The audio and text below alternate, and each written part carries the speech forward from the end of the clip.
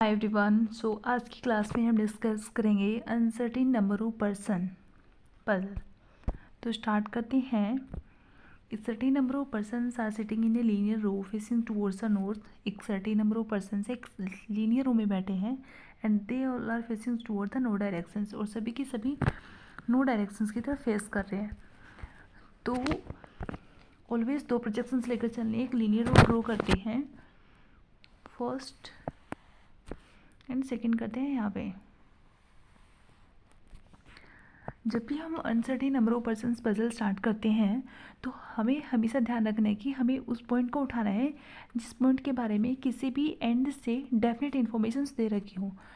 तो इन्फॉर्मेशंस को जैसे जैसे आप पढ़ना स्टार्ट करोगे हमें उस पॉइंट पे जाना है जिस पॉइंट के बारे में किसी भी एंड से किसी भी पॉइंट के बारे में बात करो तो उस पॉइंट को हमें उठा लेना है। देन उस पॉइंट से रिलेटेड जो भी इन्फॉर्मेशन होगी उस इन्फॉर्मेशन को उठाकर हम आगे कंटिन्यू कर सकते हैं। देखो स्टार्ट करते हैं पढ़ना। Only 4 person sit between T and L. T और एल के बीच में 4 पर्सन बैठे हैं। तो यहाँ से नहीं स्टार्ट करना, आप स्टार्ट कर सकते हो लेकिन टाइम टेकिंग रहेगा थोड़ा। Only 3 person sit between L and H. L और एच के बीच में 3 पर्सन हैं। B sits second to the right of H. H की सेकेंड राइट में बी है but is not an immediate neighbour of T. मतलब क्या बोल रहा है कि बी का नेबर टी नहीं आएगा। एक पॉइंट ये याद रखना है, M sit second to the right of T. T की सेकेंड राइट में एम बैठा है। Neither H nor B is an immediate neighbour of M. मतलब एच और बी एम के नेबर में नहीं आएंगे। आप इसको ऐसे भी कर सकते हो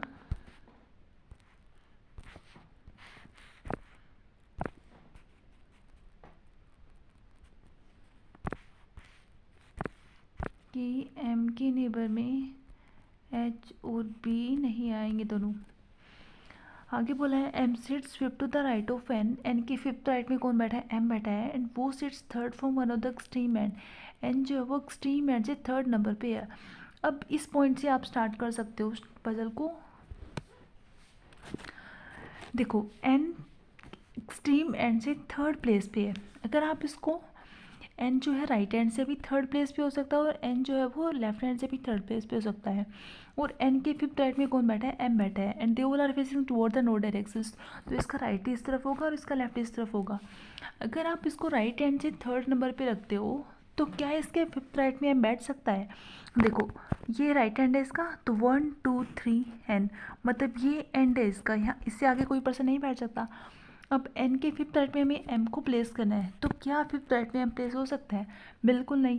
इसका मतलब एक बात तो कंफर्म है कि एन जो है वो लेफ्ट हैंड से ही थर्ड प्लेस पे होगा, तभी पॉसिबल हो पाएगा। तो एन को लेकर हमारे पास डेफिनेट हो चुका है कि एन जो है वो लेफ्ट हैंड से और थर्ड नंबर पे है।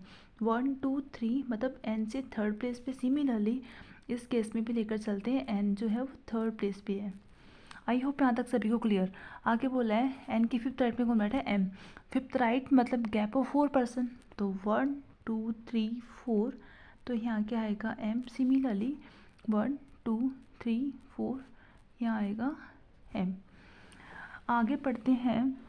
Only 6 person sit between M and K. अब एम को हम प्लेस कर चुके हैं तो एम से रिलेटेड जितनी भी इंफॉर्मेशन होगी हम उस पॉइंट को पहले उठाएंगे।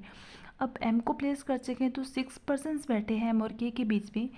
तो एम के लेफ्ट साइड में भी हो सकते हैं और एम के राइट साइड में भी के हो सकता है, क्योंकि इनके बीच में 6 पर्सन हैं। तो 1 2 3 4 5 6 पर्सन का गैप छोड़ के के आएगा लेफ्ट हैंड पे। इसके राइट हैंड में होगा तो 1 2 3 4 5 6 पर्सन का गैप छोड़ के यहाँ कौन आएगा? के। आई थिंक यहाँ तक सभी को क्लियर। आगे बोला है as many person sit to the right of B. B के राइट में जितने पर्सन हैं उतने ही एन के लेफ्ट में। अब एन के लेफ्ट में हमें पता है कि कितने हैं, देर आर 2 पर्सन्स। तो बी के राइट में भी कितने होंगे? 2 पर्सन्स होंगे। तो अभी हमने बी को प्लेस नहीं किया तो हम नहीं बिठा सकते इस पॉइंट को। अब ऊपर से पढ़ना स्टार्ट करते हैं इसको। एम से रिलेटेड एक इन्फॉर्मेशन ये थी कि जो टी के सेकेंड राइट में कौन बैठा है? एम बैठा है। अब हम टी को प्लेस कर सकते हैं क्योंकि एम ऑलरेडी बिठा रखा है। अब टी के सेकेंड राइट में आएगा तो टी और एम के बीच में 1 पर्सन का गैप रहेगा। राइट साइड में है तो टी आएगा यहाँ पे। अब टी के सेकेंड राइट में एम है तो टी का आएगा यहाँ पे। एम के लेफ्ट में आएगा तभी तो राइट होगा। यहाँ तक क्लियर। अब टी हमारे पास 4 पर्सन हैं। N, T, M और K, इनसे रिलेटेड जो भी इन्फॉर्मेशन होगी हम उस पॉइंट को पहले पिकअप करते हैं। आगे देखो फर्स्ट लाइन के अंदर क्या बोला है, only 4% sit between T and L, T और L के बीच में 4% का गैप है। इफ T यहाँ पे है, T और L के बीच में 4% गैप है, तो इसके लेफ्ट में भी हो सकता है, इसके राइट में भी हो सकता है। लेफ्ट हैंड से चेक करते हैं तो गैप है 4%, तो 1 2 3 4% गैप छोड़ के L नहीं आ सकता है, क्योंकि वहाँ पे K ऑलरेडी बैठा हुआ है। कन्फर्म है राइट साइड में होगा, तो 1 2 2% तो ऑलरेडी बैठे हैं, 3 4% गैप छोड़ के यहाँ पे कौन आएगा, L। सिमिलरली T के लेफ्ट साइड में भी L हो सकता है, राइट साइड में हो सकता है, सेकंड केस की हम बात कर रहे हैं। तो T के लेफ्ट साइड में जब आप रुकोगे तो 1 2 3 4 L यहाँ पे भी हो सकता है, और 1 2 3 4% का गैप छोड़ के L यहाँ पे भी तो हो सकता है ना इसके राइट साइड में।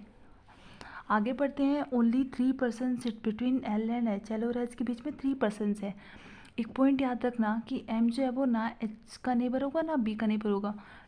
H को जब हम प्लेस करेंगे तो इस पॉइंट को भी याद रख के चलना है कि M के नेबर में नहीं आएंगे दोनों, क्योंकि हम M को ऑलरेडी प्लेस कर चुके हैं। तो L और H के बीच में 3% गैप है।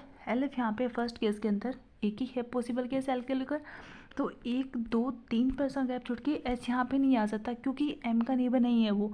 इसका मतलब राइट साइड में आएगा, तो 1 2 3 यहाँ कौन आएगा, H।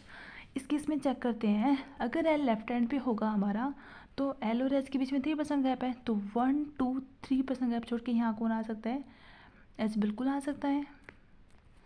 जब L हमारा राइट साइड में होगा तो 3% गैप छोड़ के, तो 1 2 3% गैप इसके राइट साइड में नहीं आ सकता, क्योंकि K ऑलरेडी बैठा हुआ है 3% गैप छोड़ के, तो 1 2 3% गैप छोड़ के H यहाँ पे नहीं आ सकता, क्योंकि M का नेबर नहीं होगा। इसका मतलब ये कन्फर्म है सेकेंड केस में कि T के राइट में L नहीं आएगा। तो यहाँ से ये L को हम कैंसिल कर देते हैं।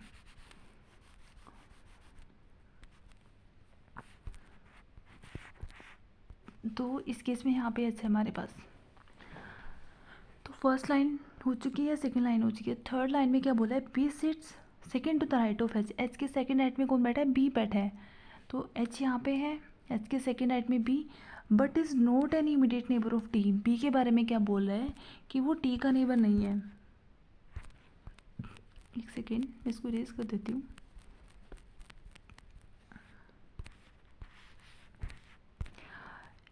B sits second to the right of H but is not an immediate neighbor of T।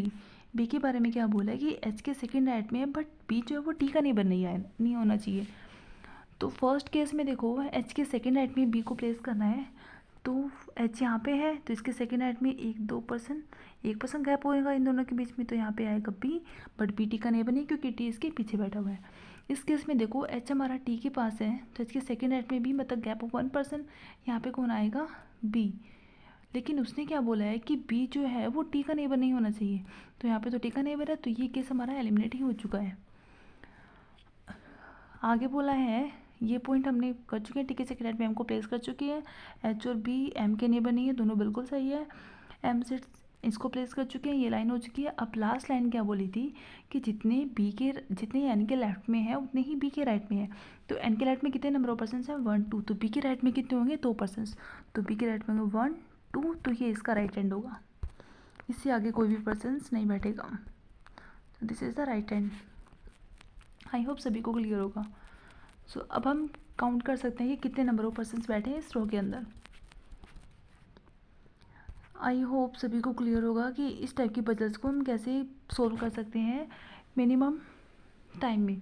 तो 1 2 3 4 5 6 7 8 9 10 11 12 13 14 15 16 17 18 19, they are total 19 person sitting in a row. तो ये हमारा कंप्लीट हो चुका है। आई होप सभी को समझ में आया होगा। सो मिलते हैं कल की क्लास में। Till then bye bye, take care, subscribe my channel, share my video. Thank you so much again, bye bye, take care.